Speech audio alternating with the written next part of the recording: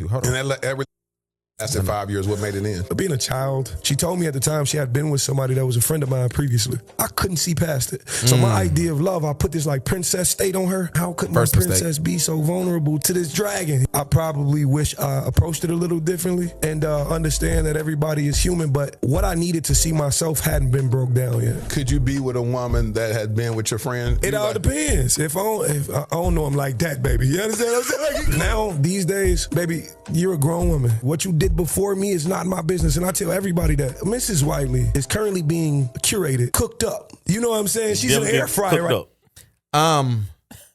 Ask a Black Dad, brought to you by No Grease Barbershop Premium in Northlake. Could you date a woman that used to date your friend? And I'm saying the word friend. Don't give me no associate. Yeah. And that was the Dear Wifey podcast for Latoris. Oh, yeah. Yeah. No. Yeah, me either. Yeah, no. Sorry. I'm not dating anybody that dated one of my boys. Like, nah. No, not seriously. We'll not say. And here's the thing: I don't think I ever have, and I don't think I would. But not to say I wouldn't, right? Like, it wouldn't smash. Is what I'm saying. But like to date, like, no, I'm not dating anybody that dated one of my boys because for one, I know these dudes too well, and like, Yeah. Facts. Like, me and my boy was talking about it. It was some. Look at my phone. Yeah. Me and my boy was talking about some girl, one of my exes, and trying to talk to the homie. And I was like, cool, two goofies. But this is why I hate when goofies. This is why I hate when like these type of podcasts. And look, I like Dear Wifey podcast. Yeah. But you know, if you know Latour's stories and the way that he has dealt with women, most masculine men have never dealt with women in that fashion, right? And I mean in a negative way, right? Even though he's matured now and he has his podcast, but it caters and it panders. Love it. Right? And so and it's like every time I see these and then you have this guy that come on there, because he said a lot of other stuff too.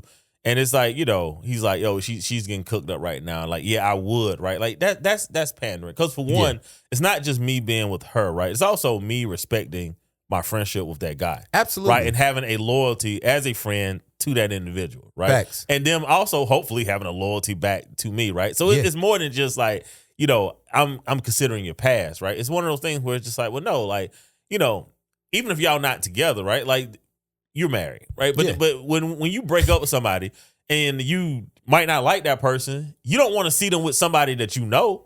Facts. Right? You don't want to see them in front of you every day. Facts. So the idea that, you know, you would go and do that to a friend, right? Like you would not care about my feelings and be like, well, I'm gonna grab your chick because she bad. Yeah. I'm gonna grab your chick because she goofy. Yeah, and it's like, yo, that's goofball behavior, bro. It is goofball behavior. And he out here saying it like it's the coolest thing in the world. She getting cooked up. Yeah, she getting cooked up, bro. She getting rolled up. She getting rolled up. Everything. And she gonna get delivered to you one day, Mm-hmm. right? And if you want to be proud of that, be proud of it. I'm not saying that, but to say you do that to your boy, you was never a friend at all. Absolutely. And that's how I be looking at it. And for me, it's like, let's not act like when you going through this thing, when the woman approaches you, it ain't like you and her got so much history that now like we didn't fell into and we developed. And how many conversations we've had that like, yo, the body count question isn't a question that I ask, right? Yeah. That your past question isn't really a question I've said on this pod, like, yo, if I meet a chick and like she's too good at a lot of stuff and she know a lot of people, I'll ask, hey, do we need to move? Yeah.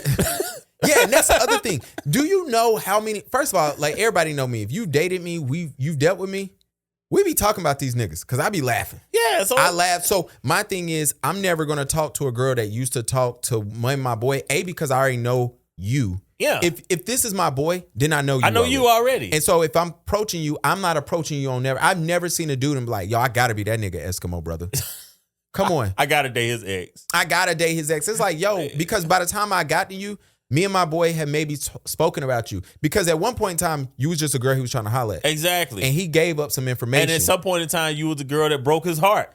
Absolutely. Right? And I got that information. And then maybe you have matured. Maybe he has moved on. And I'm just still like, it's nothing about you that's such this halo effect on that I gotta have you. Now we talk about 50 years later. Now I'm not talking about like, yo, at Goofs. 65. I'm calling everybody goose. Yeah, you might. Mike knows I hold grudges.